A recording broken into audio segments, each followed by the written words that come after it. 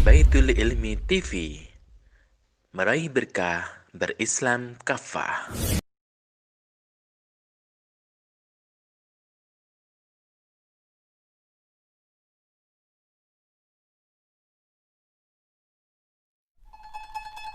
Assalamualaikum warahmatullahi wabarakatuh.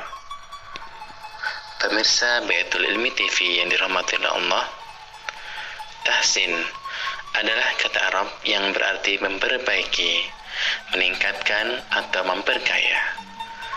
Hal ini juga umumnya digunakan sebagai nama yang diberikan untuk anak-anak laki-laki di dunia Arab dan Islam.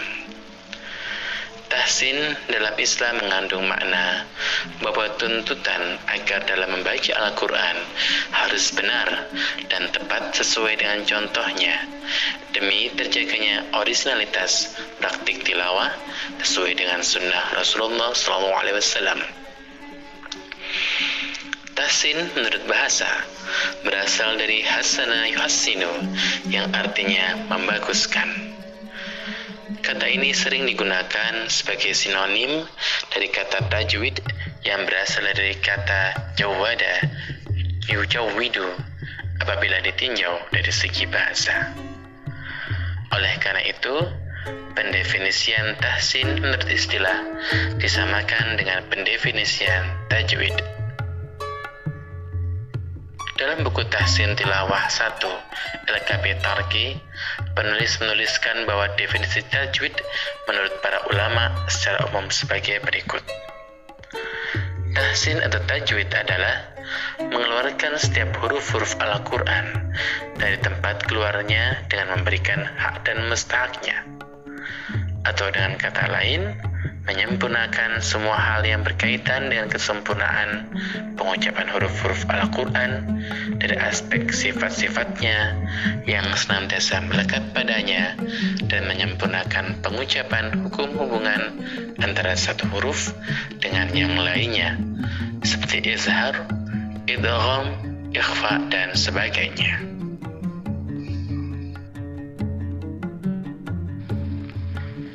Pemirsa Baitul Ilmi TV yang dirahmati Allah, pentingnya mencapai tahsin dalam membaca Al-Quran dapat diungkapkan melalui beberapa alasan sebagai berikut. Yang pertama, perintah Allah Subhanahu wa Ta'ala. Eksistensi seseorang dalam keislamannya menuntut yang bersangkutan untuk melaksanakan segala kewajiban yang dibebankan oleh Islam itu sendiri demi kemaslahatan dirinya, baik dalam kehidupan dunia maupun kehidupan akhirat yang merupakan bagian dari keyakinannya. Dasar semua pelaksanaan perbuatan itu adalah perintah, yakni perintah Allah Subhanahu wa Ta'ala yang telah menetapkan Islam sebagai satu-satunya agama yang lurus dan diterima di sisinya. Itulah yang disebut dengan ibadah. Agar ibadah tersebut diterima pula di sisinya, maka ibadah tersebut harus dilaksanakan dengan benar sesuai dengan tuntunan dan tuntunannya.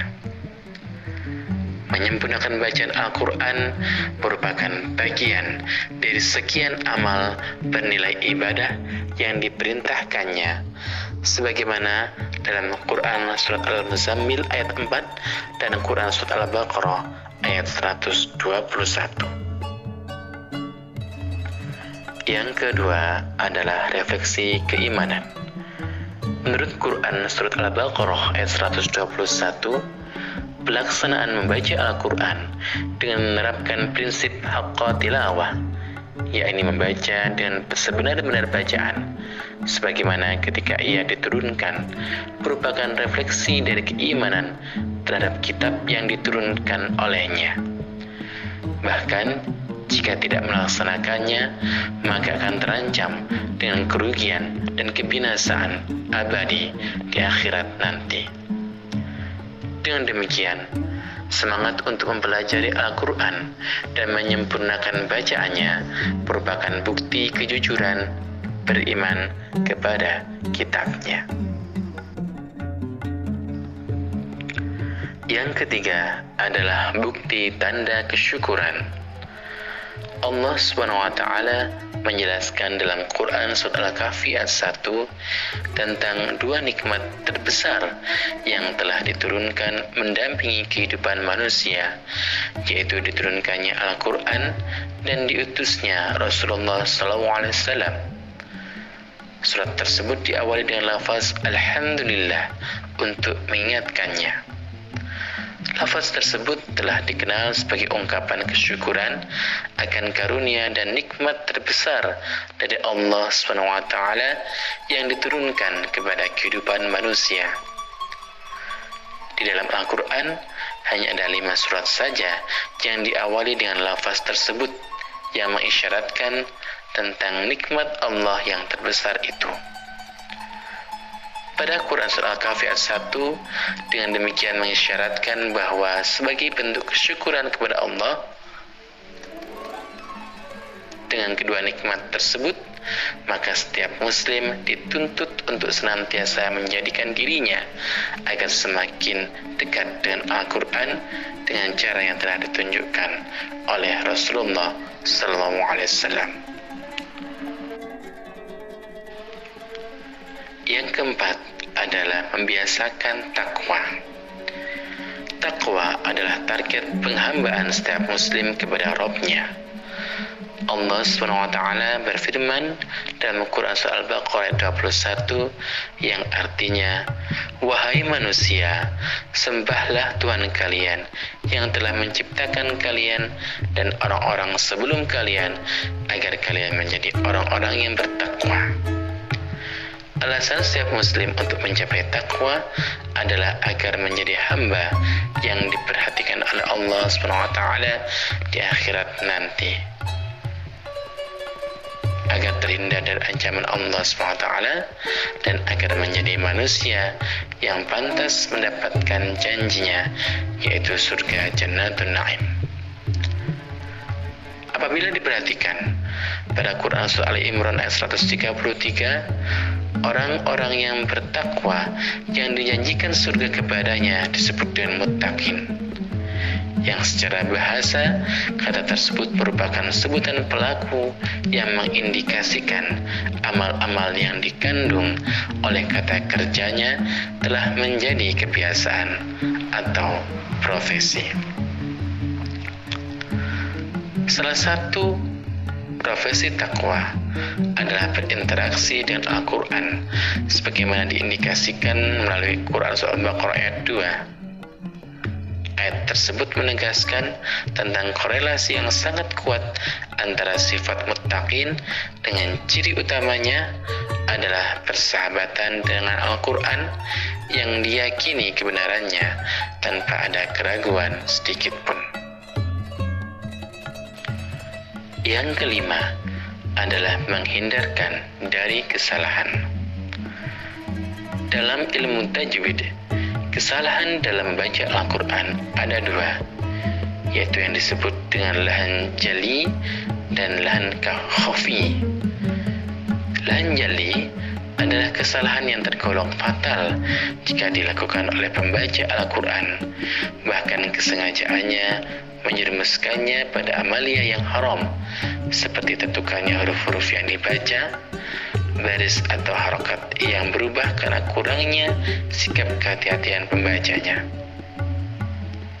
Sedangkan lahan khafi adalah kesalahan yang tergolong ringan, seperti tidak menyempurnakan kaidah panjang sebagaimana yang diminta, atau tidak menahan dengungan atau gunnah sebagaimana kaidahnya. Kesalahan ini walaupun tergolong ringan, tetapi telah mencemari keindahan Al-Quran dari segi bacaannya jika tidak diindahkan oleh para pembacanya. Dengan mempelajari tahsinul Quran, maka setiap pembaca telah membangun kepedulian untuk mengenali jenis-jenis kesalahan ini dan menghindarinya. Maka selamatlah ia dari kesalahan tersebut. Yang terakhir adalah menjadi sebaik-baik manusia. Tahsin sebagaimana aktivitas memperbaiki bacaan Al-Quran, mengandung makna bahwa terjadi aktivitas mempelajari dan mengajarkan Al-Quran.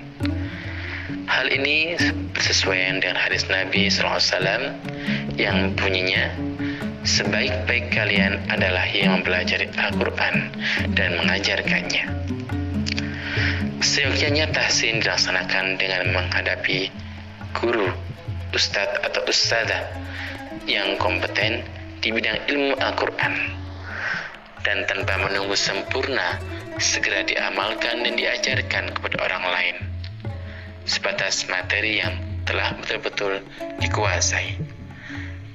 Hal ini dimaksudkan agar pembelajaran tahsin termasuk dalam kategori sebaik-baik manusia. Wallahu a'lam bishawab. Ihdinas siratal mustaqim. Wassalamualaikum warahmatullahi wabarakatuh.